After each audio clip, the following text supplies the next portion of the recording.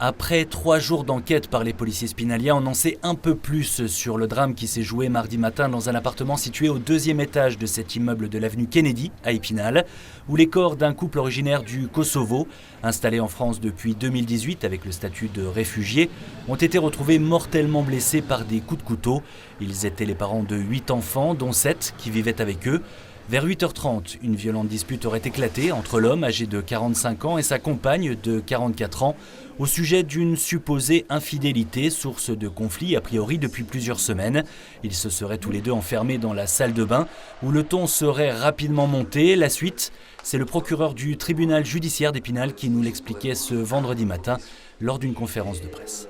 Au vu des éléments qui apparaissent suite aux autopsies, aux investigations, aux auditions des enfants dont 3 étaient présents dans l'appartement, il apparaît établi que le père de famille a tué son épouse par coup de couteau donc dans la salle de bain.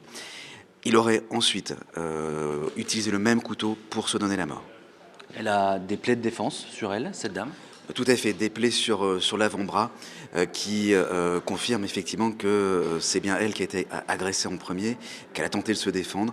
Ce sont des plaies de défense liées à des traces de couteau.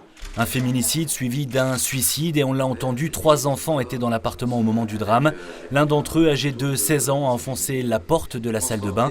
Il y a trouvé les corps de ses parents et un couteau avec une lame d'une quinzaine de centimètres. Ses frères et sœurs ont entre 8 et 24 ans. Ils ont été pris en charge, les mineurs notamment, par les services d'aide à l'enfance du Conseil départemental des Vosges. Pendant ce temps, les investigations se poursuivent sur notamment l'environnement familial, mais il semblerait que le couple soit inconnu des services de police. Aucune intervention n'est enregistrée pour de précédentes violences conjugales. L'affaire pourrait donc être tout simplement classée sans suite.